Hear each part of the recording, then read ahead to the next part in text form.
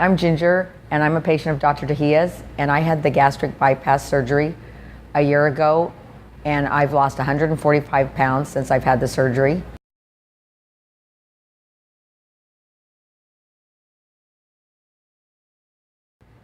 It was the easiest thing I've ever done. There was no pain. I thought it was going to be really bad, but it wasn't bad. They get you out of bed and you just walk. There's 6 small incisions. I never had a problem with the incisions. It was easy. I was 2 days in the hospital. Then I stayed 2 days in a hotel because the doctor wanted me close to his office in case there was a problem, since I lived out of town, 90 miles away. And I stayed at the hotel and I was fine. I went home and you just walk. The main thing about this surgery is walking. You have to walk. And some people think, oh, I'll be okay. No, you have to walk. And that's one way to lose weight totally, is to walk.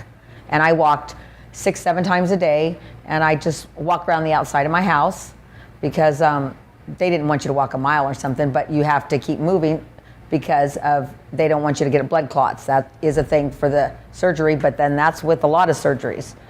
So I'd walk even in the middle of the night because I was so afraid, and everybody say, you're a little obsessed. And I go, no, I'm just gonna follow the rules. But the walking helps you lose the weight. And at first it's very hard because you're like, wow, I'm hungry, but you knew you can't eat that much. You can only eat a little bit.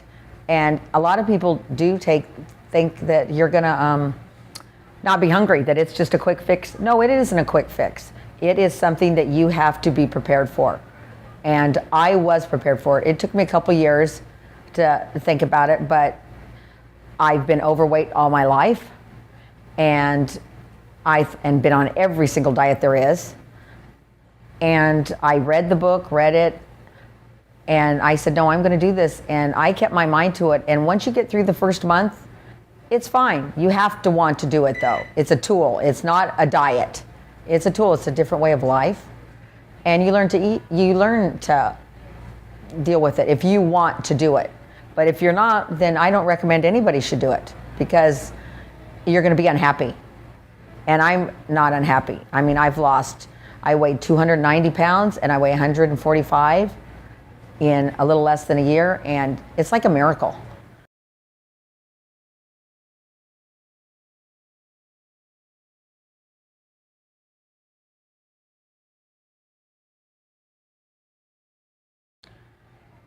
How really big I was. I mean, I realized I was big, and but people always said, well, you always dress nice so you didn't look as big, because a lot of people didn't realize I was heavy as I was.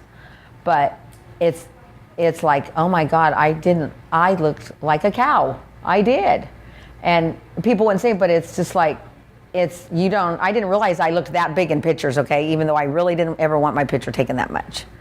But it's just like, I don't know, it makes you feel so much better, it does.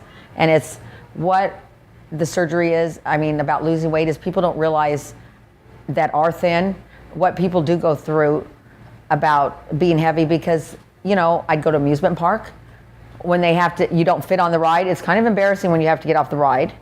You don't fit in the booth at the restaurant or on an airplane, or there's so many things that people don't realize that you can't, do. And when you lost weight, like the first time I crossed my legs, I go, oh my God, look, I can cross my legs, everybody, come and look, because those are the little things. And people that aren't been overweight, they don't really think of that. And I had a friend tell me that yesterday, Ginger, I never really realized that until you told me that, because she's been thin. But those are the things that make you feel good, and that you don't have to go to special stores, and you can't, buy things like other people, and you have more energy, totally more energy, because you want to get up. When you're heavy and you get heavier and heavier, you don't want to get up. You don't want to do anything. And I walk 4 miles a day.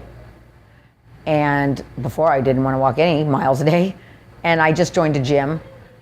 And I don't know, I recommend it to anybody if you're serious, because it's a life-changing thing, but it's the best thing you could do. And a lot of people are scared because they hear the stories. I might die, or people died. Well, usually a lot of that is because they didn't follow the rules.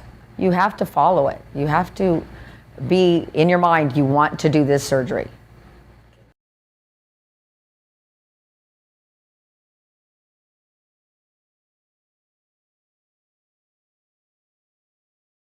Dr. Tahia, when I found him, I was on the internet because I had seen 2 doctors before and went to a seminar, and I didn't care for them. They weren't very caring. They were just, because I didn't know about my insurance, and I wanted to know because my insurance was pre, what do you call it?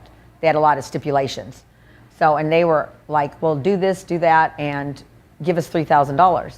And I'm like, okay, well, when I went on the internet, I found people that had my insurance. So I wrote a letter, and somebody from Dr. Tahia's office called me, and I was like really excited, and they were so nice, and they had me first go meet him in Costa Mesa at an office, and I didn't think much of it. And then his assistant, Amelia, the best lady in the whole world, I mean, there's nobody like her, set it up to have another visit. So I went, this started in March of 2008.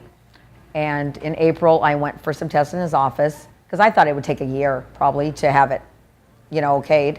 And I had some tests done. And then in May, I had some more tests done. And Dr. Tahia was so nice, very nice, because I kept asking, well, what is my copay going to be? And they say, oh, don't worry about it. And I'm like, don't worry about it. So anyways, all of a sudden, I went to a last appointment in June, and I walked in and they go, okay, pick your date. And I'm like, what?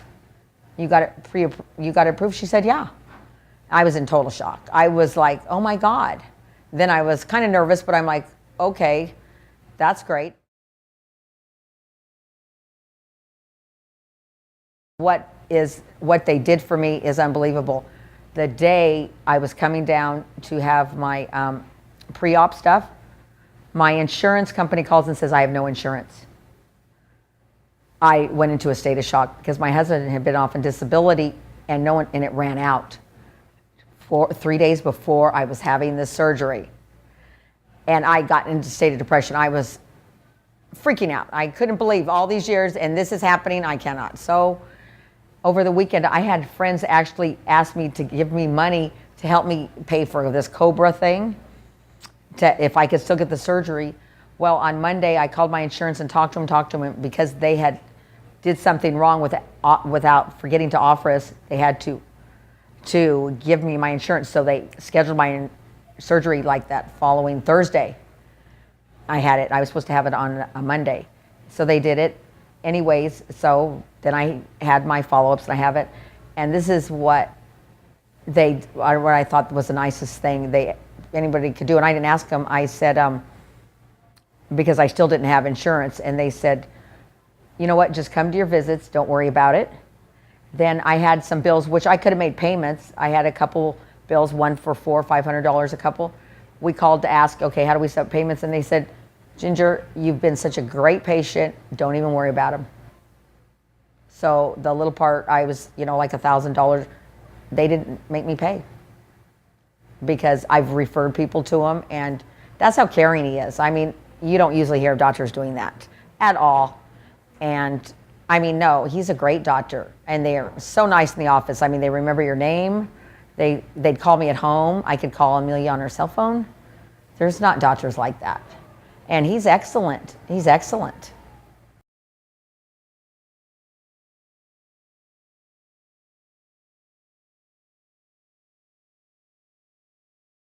They took very good care of me. They put me in ICU. So I had one nurse to take care of me, and they were wonderful. They took great care of me. I mean, they did. Everybody was nice.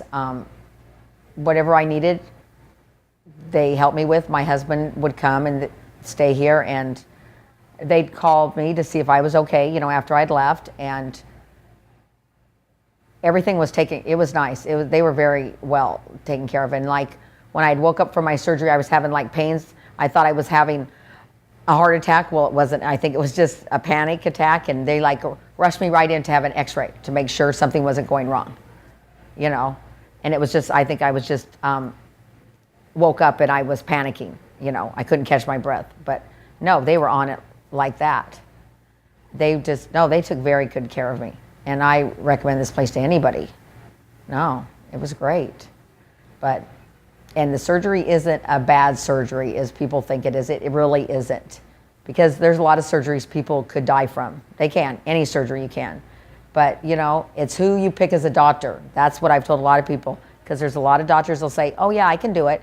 And they're not experienced. And I did learn that at the seminars from Dr. Dahia, that if you don't, I asked Dr. Dahia how many surgeries he had done and where, and I even asked him, did anybody die? Because some doctors don't have the experience in it because they'll do it for the money. He doesn't do it for the money.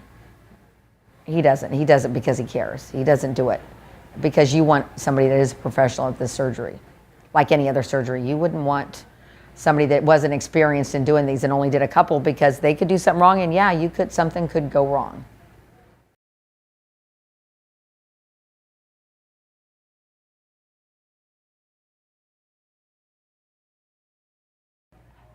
These are pictures of me before my surgery. This was at the beginning of July of 2008. And as you see me, I was a lot bigger. And when I looked at this picture, I was like, oh my God, I really look that bad. And this is another picture of the same day. And this is all the pictures of the same day. We went to the Angel game. And as you well know by the pictures, that jersey doesn't fit me anymore. It's quite big. And this picture is of me in 2005 at my nephew's Marine Corps graduation. And I was even larger in these pictures than I was at this one. Now look at me a year later, and I weigh 145 pounds. And I did weigh 290, and I've lost 145 pounds in a little less than a year.